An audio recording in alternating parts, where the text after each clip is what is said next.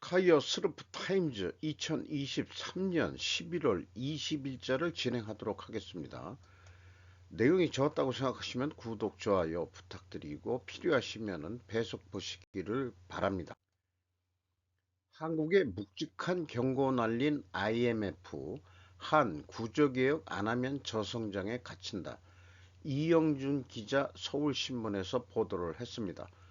국제통화기금이 한국 경제를 향해 지금 구조개혁이 나서지 않으면 향후 5년간 저성장에 빠질 것이라고 경고했다. 이건 제 질문인데요. 도대체 구조개혁을 무엇을 하라는 얘기냐? 이렇게 좀 질문을 던져보고 싶은데, 기사 내용에 보면은 노동개혁과 연금개혁을 서둘러야 한다고 했다. IMF 집행이사회는 한국은 급속한 고령화가 위험 요인이라면서 생산력을 강화하려면 노동시장의 유연성을 높이고 젠더 격차를 축소해야 한다고 제안했다. 한국은행 이창용 총재도 거의 유사한 얘기를 벌써 뭐 달포전 이전부터 금리 인상 그런 관계로 얘기할 때도 언급을 했던 거로 기억을 하고 있습니다. 제가 생각하는 노동시장의 유연성이라고 표현하는 것은 자르고 싶을 때 잘라야 된다는 거로 저는 이해를 하고 있어요.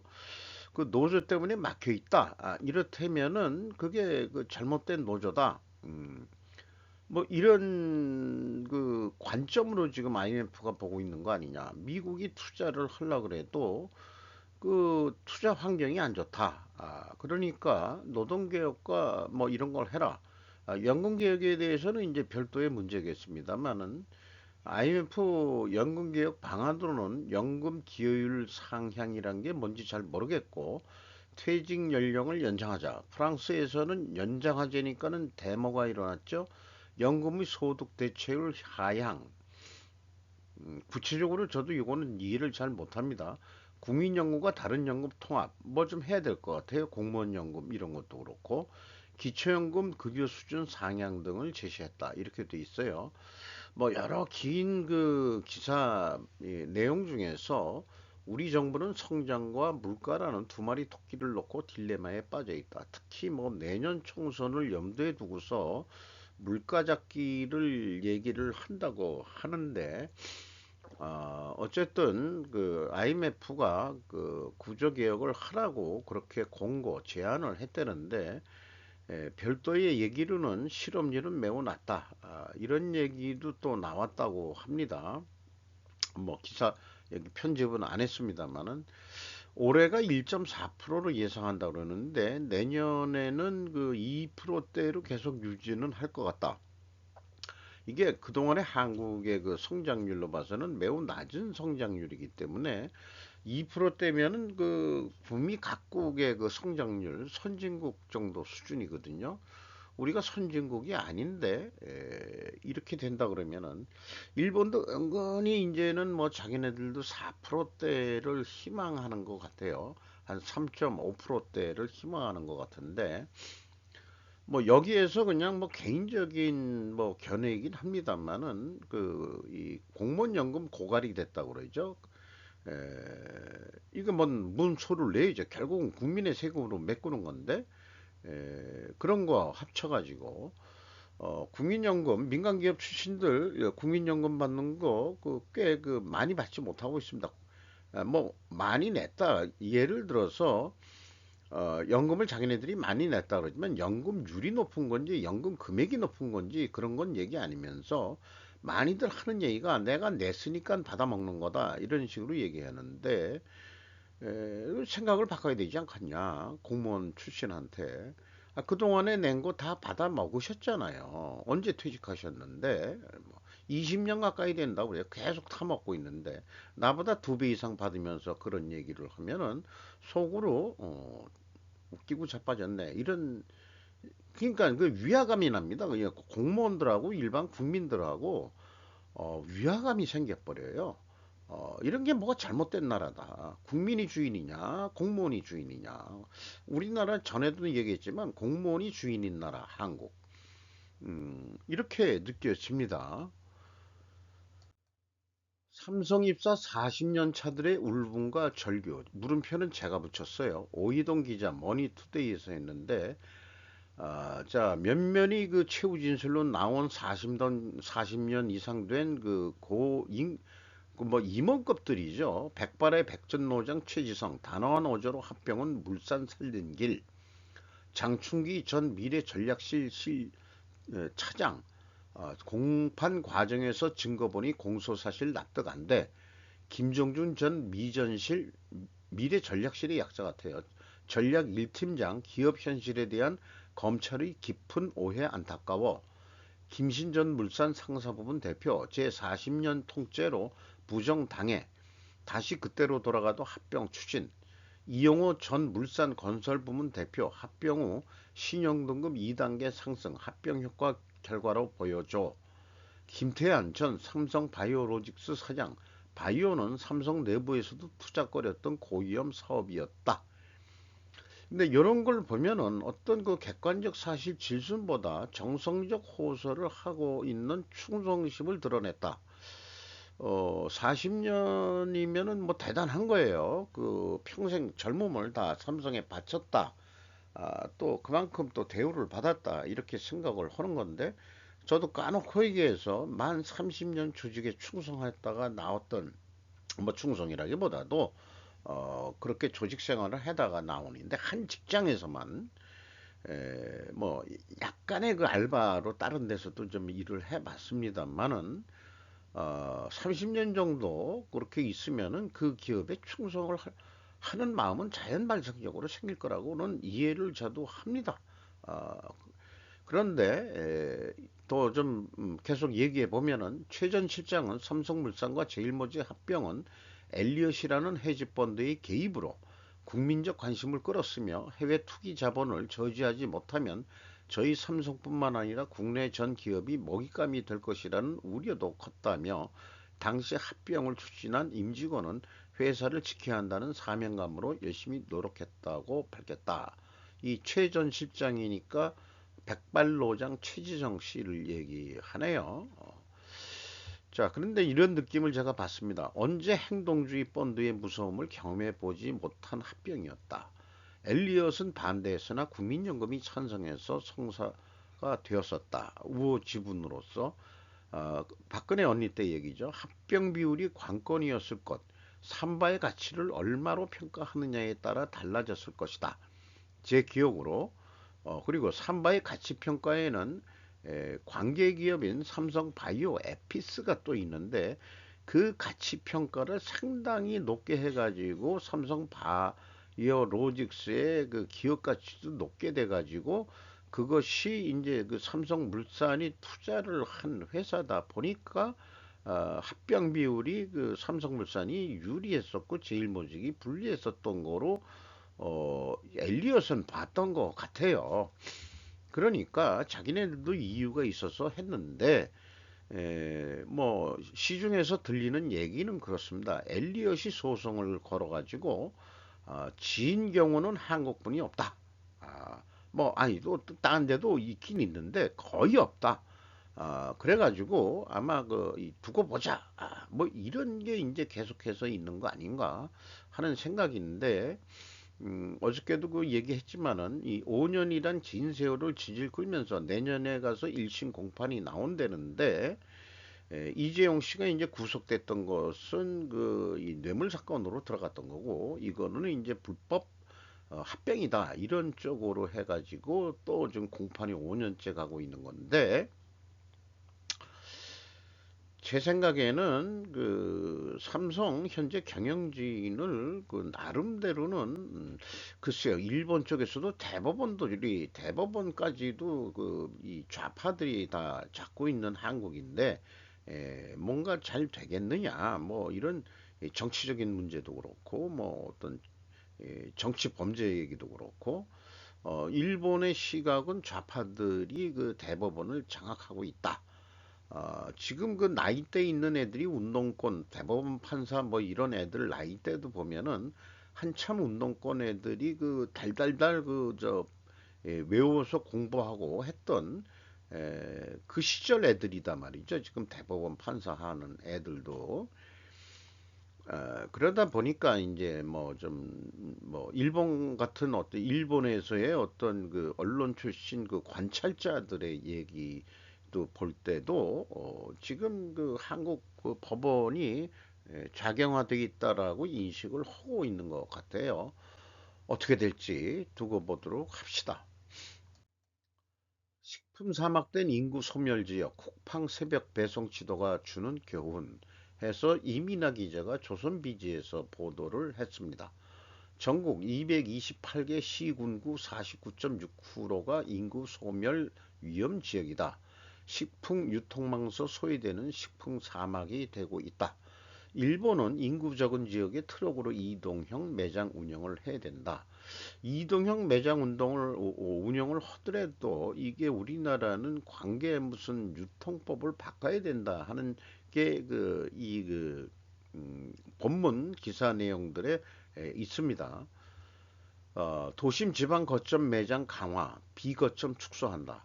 소멸 위험 지역 거주민 위한 유통 서비스가 필요하다. 이런 얘기고요. 일본의 예를 들어 가지고 이용그룹 등에서는 이동형 매장을 운영했다. 이런 거로 해서 향후 인구 소멸 지역에 이런 그 서비스를 좀 해야 되지 않겠냐.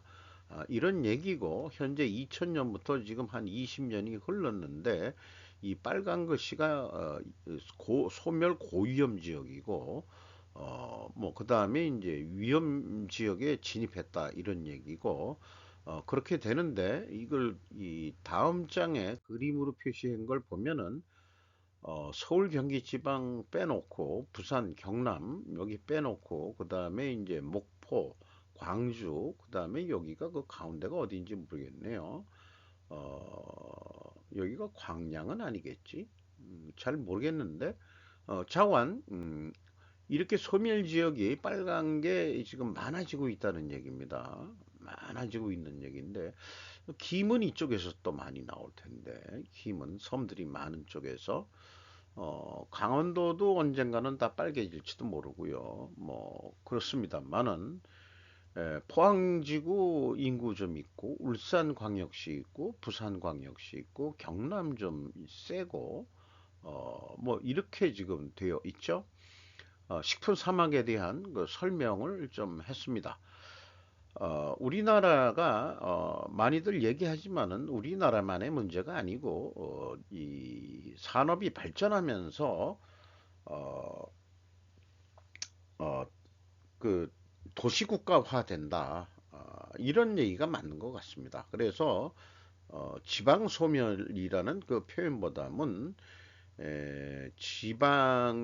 지방과 지방을 갈 때 연결하는 도로 외에는 옛날에 뭐 소록길이든가 국도라든가 뭐 이런 것들은 인구가 없어지면은 자연히 다시 이 잠식을 할 것이다 하는 것도 일본에서는 미리 그런 어떤 연구하는 사람들이 미리 발표를 했습니다.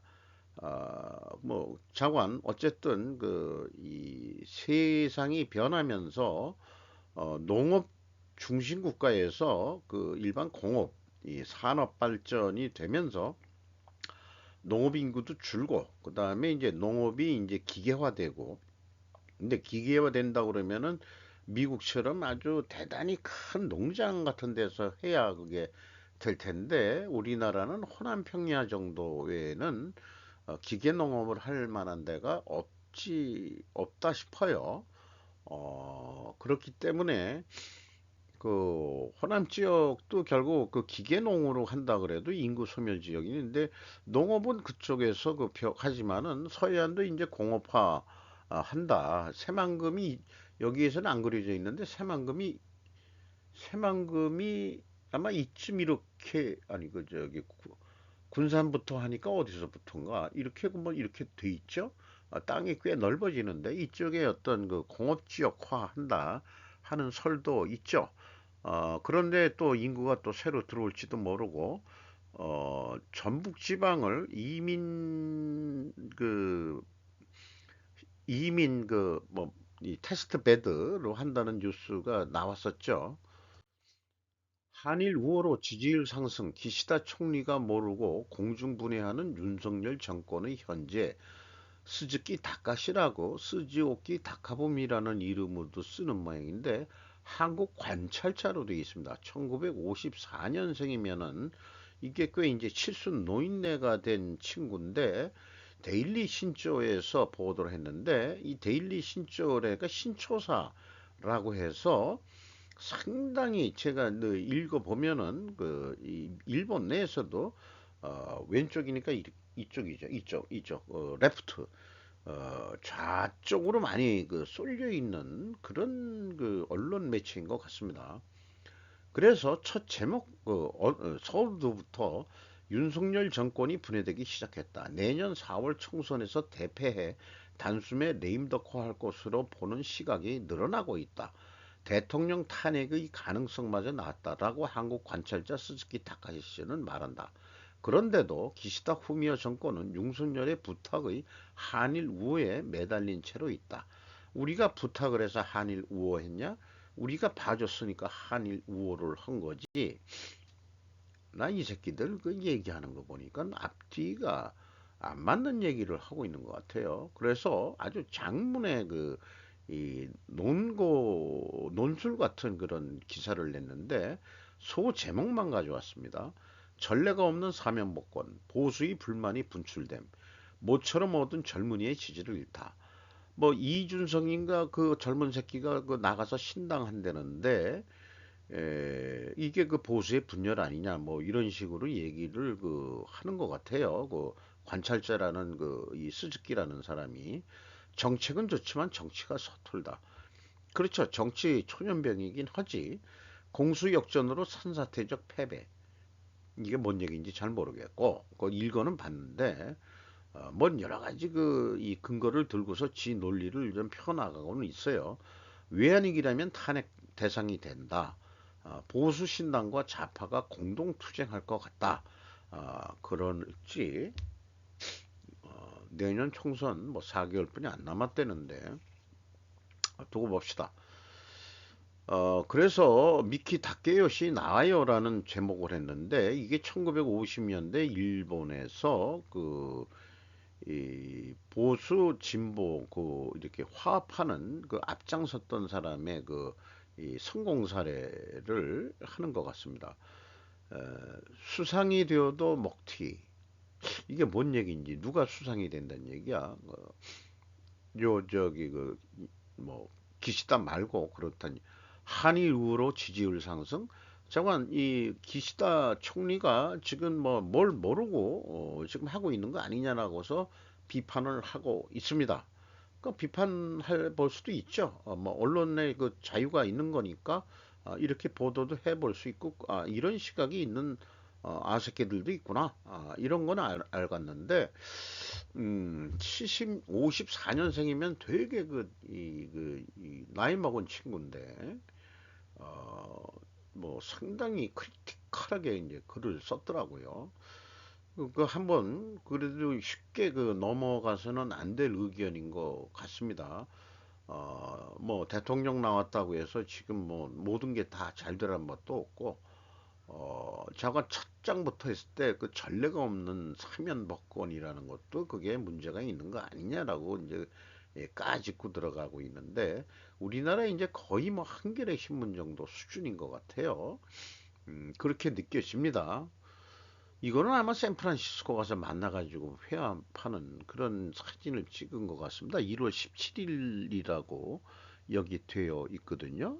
11월 17일 여긴 뒤에 안 보입니다만은 그렇게 지금 데일리 신조에서 그렇게 보도를 했습니다.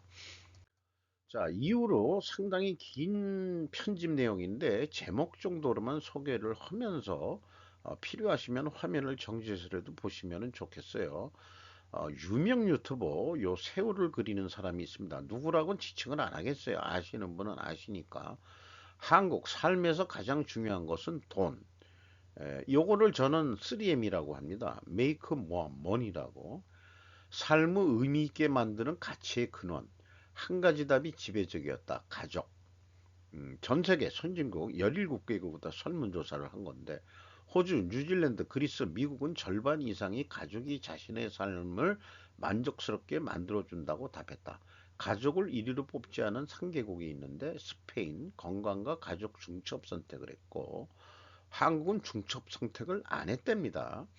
대만 사회 소사이어티 대만에서는 사회 즉 자신들이 살고 있는 곳의 제도와 자유가 가족보다 위에 있는 최고의 원천이라고 보기 때문에 중국한테 항상 위협을 받고 있기 때문에 그렇기도 할 것이라고 이해를 하고 있습니다. 민주주의 법치와 인권 자유로움에 대한 갈망이 대만은 있는 거 아니냐 이렇게 얘기하고 있고요.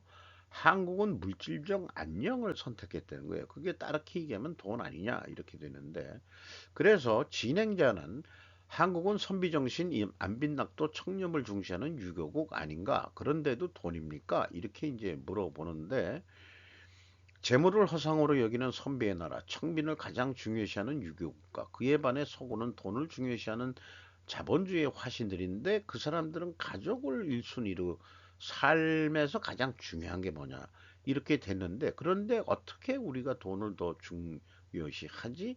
의문을 던지는 선으로 진행을 했습니다. 어, 자기 의견 진단 얘기는 안 했는데 제가 진단 의견을 제 개인적인 견해를 말씀드리겠습니다. 질문이 잘못된 것이다. 난 한국인은 솔직 정직하다고 생각한다.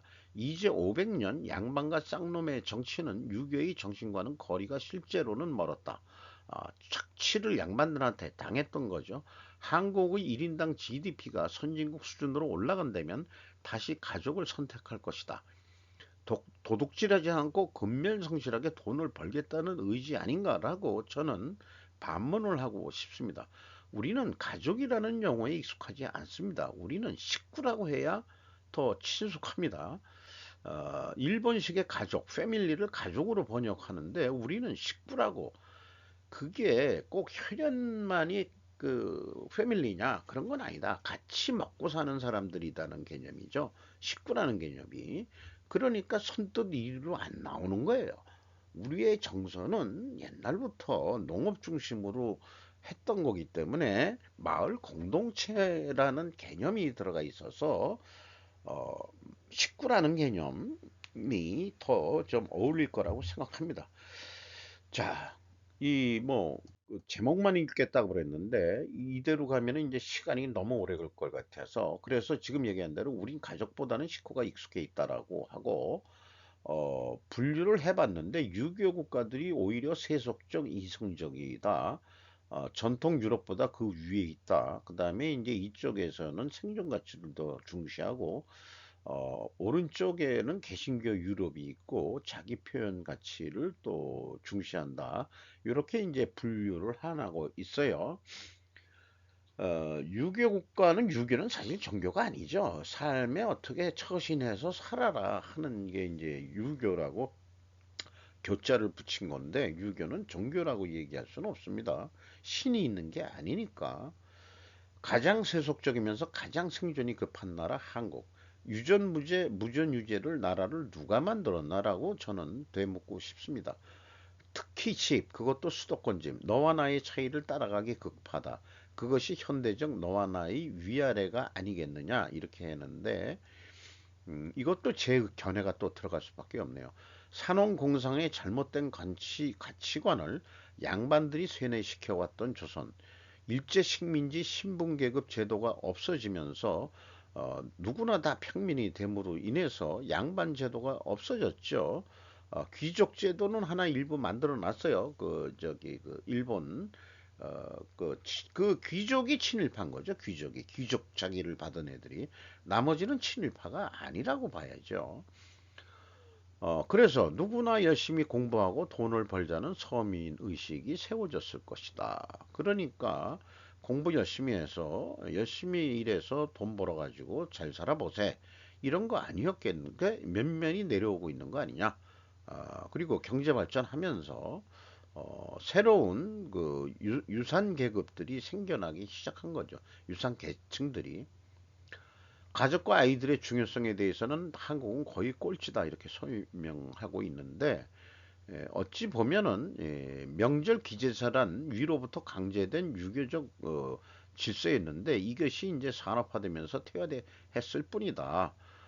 장자 상속이기 때문에 장자만 더 위로를 했지, 가족 전체와 아이들의 중요성 뭐 이런 거에 대해서는 아니다. 그리고 또 뭐 서자 취급받았다 뭐 이런 얘기도 옛날에 많지 않습니까? 그리고 종교 문제도 또 얘기를 해본다면은 어떤 종교가 더라도 지금 기독교가 들어와 있는데, 제가 봐서는 우리 전통 기복신앙, 복을 빌어달라는 기복신앙으로 전부 다 얘기하고 있는 것 같습니다. 그 목사가 그 축도를 한다고 그러나요? 그 끝나기 전에 그 다 기도하는 거 보면은 돈 많이 벌고 잘 살게 해주세요. 복을 내려 주시옵소서라고 기도를 하는 우리나라 사람들입니다. 기독교인들도. 아마 그 카톨릭도 뭐 그럴 확률이 높죠. 불교도 절에 가서 공들이는 것도 다 그 건강하고 그다음에 돈 많이 벌게 해달라고. 수천 년 된 우리 기복신앙이에요, 그거. 그거 전통이 있는 겁니다, 전통. 저는 그렇게 생각해요. 삶을 의미 있게 만드는 가치 근원 2위 글로벌 기준은 직업, 물질 풍요, 물질적 풍요 2순위 정도로 나오고 친구 있는데, 우리나라 20, 30대가 흔히 말하는 말친구가 없다 이런 얘기고, 대한민국 2위는 유일하게 건강이었다. 이런 얘기를 쭉 그 좀 풀어 매기고 있습니다. 그래서 글로벌 기준과 한국의 기준은 뒤바뀐 게 많이 있다는 거 도표로 표현을 했고요. 혹시 종교가 삶의 의미에 중요하다? 1위는 미국이고 꼴찌는 일본이고 한국도 1% 정도뿐이 안 된다. 종교에 대해서 삶의 어떤 가치를 찾는 건 아니에요. 우리나라는 종교도 학연, 지연, 혈연, 거기다가 종교연까지 해서 그것도 돈 버는 관계로 활용을 하면 했지. 이슬람하고 지금 유대교하고 싸우는 그런 종교적인 게 아니에요. 우리나라 들어오면은 다 세속화돼 가지고 어 그렇게 바뀝니다. 우리 한국식으로 다 바꿔 버립니다. 그러니까 서로들 안 싸우는 거예요. 똑같이 기복 그 복 빌어달라고 하는 거 똑같은데 뭐 이런 거라고 저는 생각을 합니다. 에이펙 정상회담에 대해서는 많은 뉴스들이 나온 것을 나름대로 재미있게 편집을 해 놓은 겁니다. 독재자라고 했던 표현에 브링컨 그 이 저기 얼굴 표정 뭐 이런 것들 2, 3일 전에 저도 그 소개를 했죠. 그런데 이번 회의 때 이 그 인도네시아가 그 미국한테 200억 달러인가 돈 내놔라 한 것이 그 이 석탄 폐쇄를 위해서 200억 달러 지원기금 합의를 했었고, 이번에 에이펙 하기 전에 미리 인도네시아 대통령이 가서 돈 언제 줄라요? 이렇게 독촉을 했다는 거예요. 채권국이 돼가지고. 그런데 재미있게 또 풀었어요. 그런 인도네시아에게 미납대금 달라고 독촉하는 국가가 있었으니 그게 한국이다. K21 전투기 공동개발이라고 돈을 미납하고 있다며요. 어, 돈 좀 빨리 달라고 그러지. 인도네시아가 그 세계 니켈 생산량 1위랍니다. 그래가지고 근데 니켈을 만드는데 석탄을 엄청 많이 써야 된다고 그러고, 그러면은 석탄은 아닌 거로 다른 거로 해서 니켈을 만들려고 그러면은 좀 돈이 많이 들어가니까 미국이 지원해 주겠다. 이런 얘기고요. 중국도 계속해서 인도네시아에 투자를 하고 있는데, 인도네시아도 중국과 미국과도 잘 어울리려고 하는 중간 입장을, 글로벌 사우스에 들어가는 그런 입장이라고 할 수 있겠죠. 놀라운 영국 난민 정책 루안다 플랜. 불법 이민을 막고 들어온 사람들을 강제적으로 루안다로 보내는데, 루안다 정부하고 협약을 해가지고 계약을 해서 돈도 이미 돈을 줬답니다. 그 루안다에다가. 어, 이 르완다가 새마을운동 우리나라가 수출한 있는데, 그 이 산업을 일으키고 뭐 하려고 그러니까 그 또 돈이 필요하니까 필요해가지고 그렇게 됐다는 얘기고, 한화 2250억 원을 갖다가 영국에 미리 지급했는데, 지금 보내려고 하니까는 유엔 인권 뭐 인권 재판소에서 막았다. 그래서 영국은 거기에 우리 또 탈퇴할 수 있다. 이렇게까지 얘기를 하고 있답니다. 심각해지는 미국 약탈, 서부 개척지대로 돌아가는 미국. 이렇게 했는데 IMF 아니 IMF가 아니고 이 팬데믹 이런 걸 하면서 미국의 그 점도둑질이 또 그 경범죄를 950달러 이하는 경범죄로 처리한다는 그런 인플레 요인도 있지만은 그런 것 때문에 그 빈민층이든 어떤 해든 그 소매점 약탈들이 일어나 가지고 요즘은 그게 경범죄 하다 보니까 이게 뭐 거의 마피아 하다시피 해가지고 뭐 자연스럽게 상점 절도가 일어나고 총도 가지고 다니고 그러다 보니까 뭐 미국이 지금 이렇게 그 개판 5분 전이 돼가고 있는데 또 정치적인 입장에서 이 언니가 알렉산드리아 오카시오 코르테스 아무래도 이 이름을 들어보니까 그 저 계통 같죠? 그 히스패닉 계통 같은데 잡아들인다고 그 다 대수냐?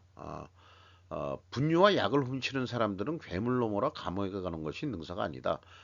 우리 그 시스템이 문제다. 뭐 이런 식으로 이제 정치적 발언을 하는데 우리 그 트럼프 아저씨가 내가 대통령 되면 그 쉽게 그냥 해결해. 그냥 우리는 즉시 도둑질과 약탈을 멈추게 할 것이다. 간단하다. If you rob a store, you can fully expect to be shot as you are leaving the store. 한국 번역말을 안 했는데 점도둑질에서 점포를 나가는과 동시에 너는 총알을 맞을 거야. 이런 얘기 같습니다. 그냥 쏴버리겠다. 서부 개척 시대로 가겠다. 미국이 총으로 건국이 된 나라라서 이거 어쩔 수 없는 것 같습니다.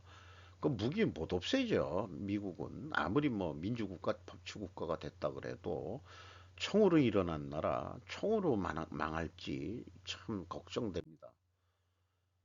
그래서 정치인들도 스킨 인 더 게임을 읽어봐야 할 것이다.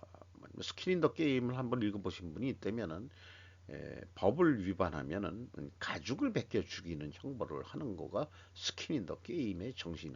옛날 함무라이 법전으로 가면 됩니다. 우리가 요즘 형량이 너무 가벼워가지고 법을 우습게 하는데 어, 예를 들어서 살인 사건이 났다. 그 그러면은 그러니까 아들끼리 싸워가지고 한 놈이 죽었다 그러면은 그 상대방 아버지의 아들을 죽이는 겁니다. 그것이 함부라이, 이에는 이, 누에는 눈. 오히려 그 옛날로 돌아가는 것이 오히려 세상을 지탱하는 길 아니겠느냐. 인권 뭐 이따 얘기하지 말고 죄에 대해서는 남의 인격을 밟았으면은 너도 그만큼 인격을 밟음을 당해라. 목숨을 뺏었다면 목숨을 바로 가져가야지. 무슨 개똥 같은 무슨 30년 옥살이 뭐 물론 이제 그 유죄 입증을 해야 되는 그런 과정이 또 필요합니다만은 로마가 그 공병들이 그 갈수 그 저기 이 로마가 그 도로를 깔아가지고 세계 로마 제국을 만들었는데 다리를 세웠다 그러면은 그 다리를 세운 공병은 의무상 그 다리 밑에서 수십 년을 살아야 된다. 유지보수하면서 무너지면은 바로 죽음이라는 그런 게 스틴 인 더 게임에서 우리 현대 사회가 너무 무책임한 사회가 돼가 있고 정치가 하고 공무원 새끼들이 무책임하게 돼서 사실은 일반 서민들한테 하는 얘기가 아니고 정치하는 새끼들하고 공무원 새끼들한테 하는 얘기가 은연히 들어가 있는 그런 내용으로 제가 책을 읽었습니다. 이상 마치도록 하겠습니다.